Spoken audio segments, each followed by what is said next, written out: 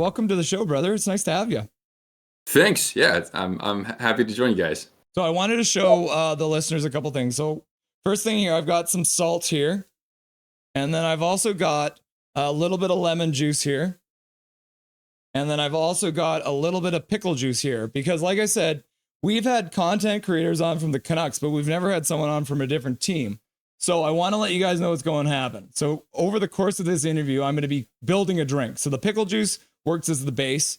And when I ever ask him a question about someone on his team that I don't like, I'm going to add in the lemon juice. And then when I ask him a question about something that the Canucks may have done to hurt his team, I'm going to add the salt in. And then at the end of the interview, I'm going to go ahead and drink this concoction. And you guys will know, check out the channel, Twisted Wrister Hockey on YouTube. This is one of his first videos that you can check out on there. So Nick, let's jump right into it. Yeah. What is your favorite team? I'm a San Jose Sharks fan. I grew up about an hour south of there. So what are you? You're pretty close to the Sharks area. Not anymore. I used to be able to actually walk to the Shark Tank back in the day, but I live in Idaho now. Oh, okay, so you've kind of gone the other way. Yeah, really. There's nobody immediately around me. The closest team is Seattle. It's about a 5-hour drive, and then of course Vancouver. You tack on a little bit more time. Calgary, you tack on a little bit more time as well. But still sitting in that PST, I guess. Oh, that's right. Yeah. So who on your team? Who would you say overall, all time? Who's your favorite San Jose Shark? Oh, okay, maybe this is where we start building the drink. I always call it a 1A, 1B. I think the first player that I just was starstruck by was actually our franchise goalie, and that's Yevgeny Nabokov. I'd say he's kind of the first, and then a few years later, in comes Joe Thornton. So I'll ask you with the first question here. I'm going to add the salt in. Oh no, it's the lemon juice. The lemon juice. We'll add the lemon juice. Why does Joe Thornton hate the Sedin so much? Oh, that's right. Yeah. Because everyone remembers Brad Marchand punching Daniel Sedin in the face repeatedly over and over in 2011. But there has been incidents over the years between Joe Thornton and the Sedins, and for some reason, it seems like he didn't like them. Do you have any insight from an insider's view? I don't. The only thing I remember is just when they're talking to the ref at the same time. I forget if it's Henrik or Daniel. Yeah, I think there was one where I think he was just kind of like shoving at Daniel Sedin's face a little bit. But as a Canucks fan, we didn't like that. But as a Canadian, I can get behind Joe Thornton because he did have some big games for Team Canada. So if you had to pick a favorite San Jose Sharks moment of all time, what really hooked you as a fan for the San Jose Sharks? Oh, well, early in my fandom, I think that one amazing moment that I got to see in person was what some fans would call the 5-on-1 penalty kill. This was when the Oilers went on that incredible run where they came up, they were within a Game 7 of winning one with kind of, I don't want to say a no-name cast, but certainly not the same star talent that you've seen from their other Cup contending teams.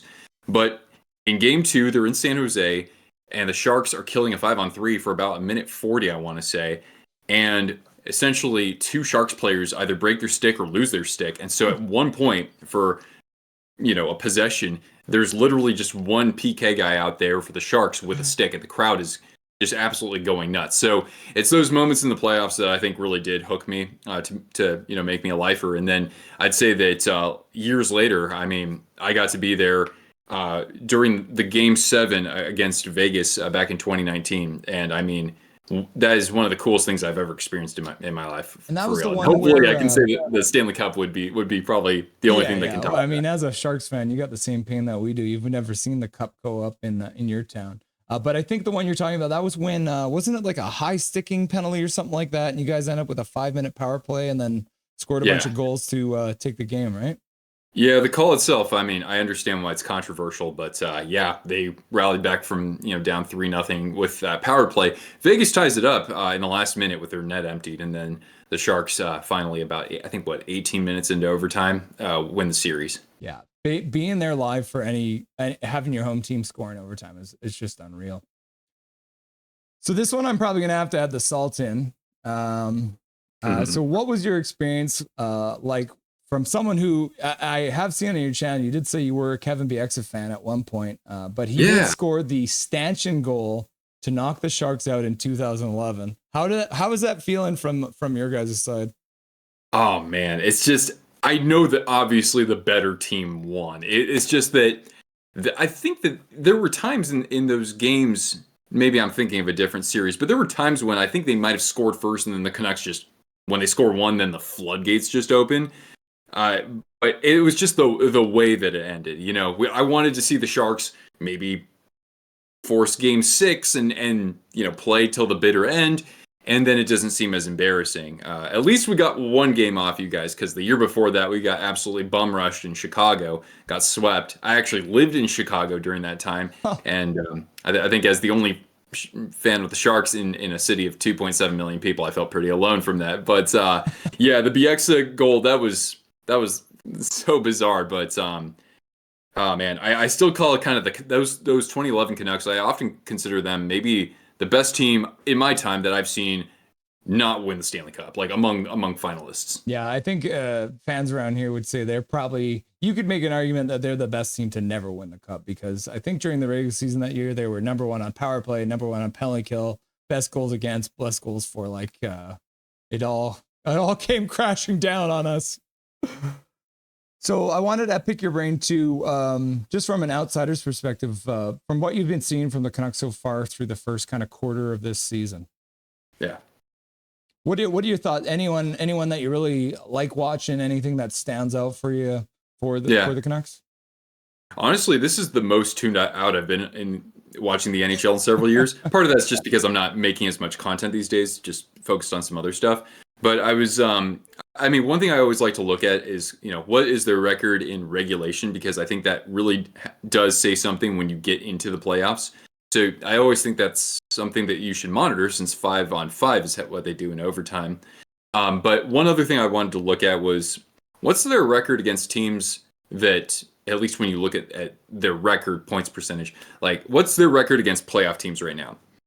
It's 3-4-2. Mm-hmm.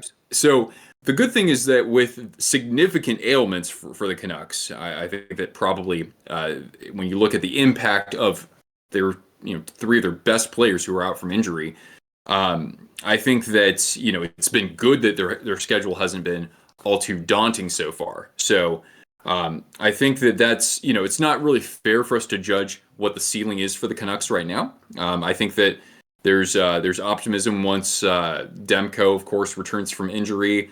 We'll see what happens with Miller, and I know that obviously Hronek's going to be out for a long time. If they can get somebody like Dakota Joshua going, I know that he's been taking his time kind of getting back into the fold. I loved what he was doing the last couple of years over there.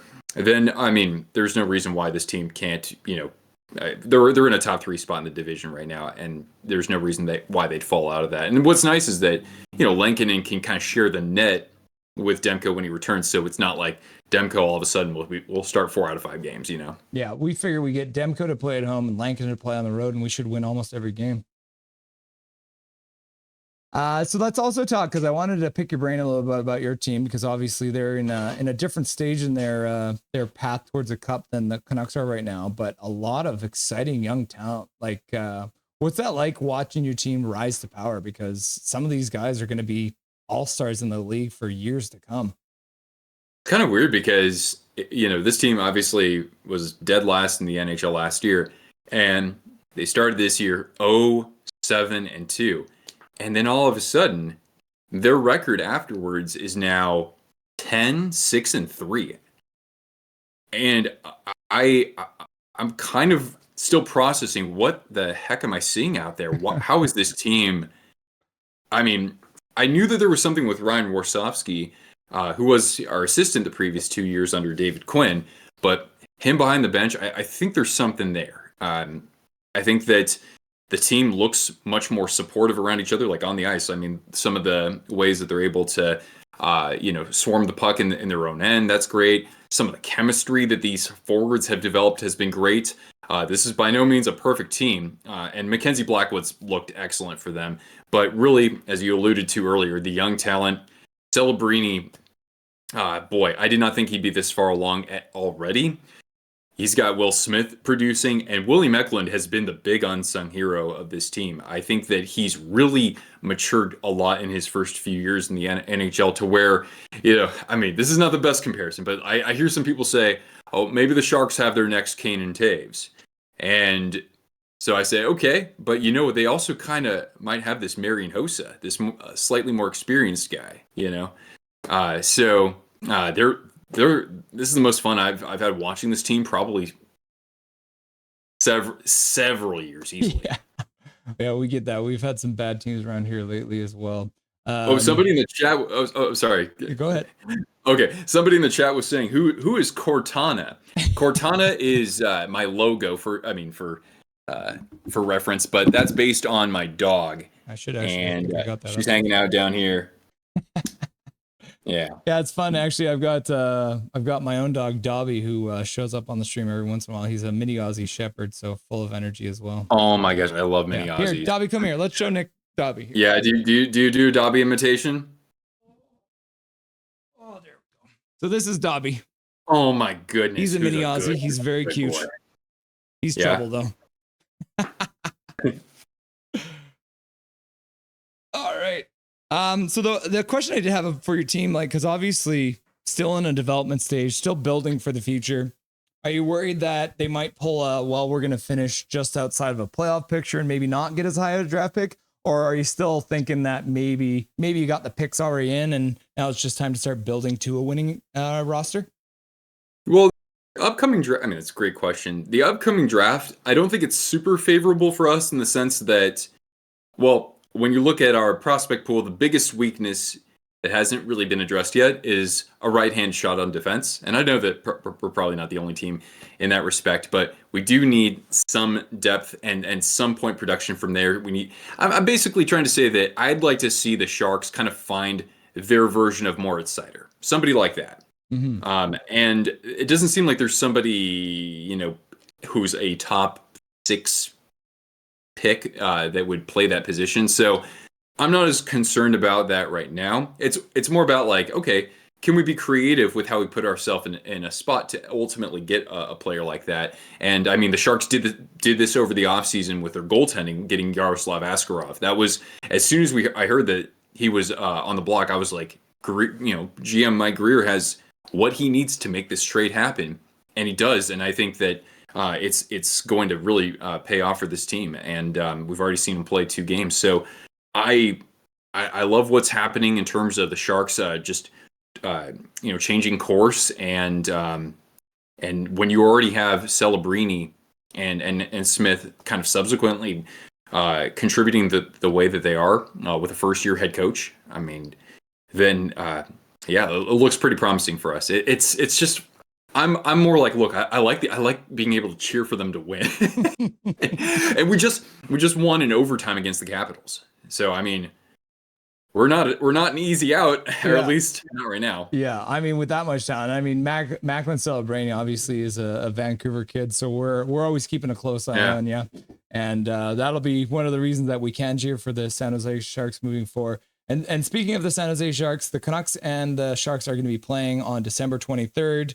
So we're going to have you back on again for that to get kind of a back and forth about how the game is going. So I think we're going to go for the bottoms up here for the lemon juice, the pickle juice, and the salt. Let's see what happens here. Ooh. Oh, the glass that you had was way bigger than that. I don't know how you did that. Oh, but you know what? I do like pickle juice, so. Ooh. Wait, did you base that off of an old video of mine? Yeah, you did. Oh my gosh! It was, you ranked your 31 teams, and it was before. And then every time you said something bad about a team, or something that a team did bad to you, you added lemon juice and salt into a pickle juice, and then chugged it at the end of it. That's a deep cut, man. I didn't even know I still had that video published. I've taken down actually a lot of older videos, but kudos to you. That's doing your background check as well as anybody else could. So awesome. Well, yeah, and I discovered you for during your 24-hour stream on Canuck Clay's stream, and then ever since then I wanted to have you on because I know you cover not only the San Jose Sharks but check out his channel. He covers everything. He's got videos about a bunch of different stuff. I even see maybe a little bit of NFL and some NBA stuff trickling in there every once in a while. So thanks so much for joining the show, sir. And hey, my pleasure, Russ. Looking forward to talking to you guys again soon. Okay? Yeah, we'll see you in December, or I guess December 23rd. Good night. Peace out. Nothing is perfect.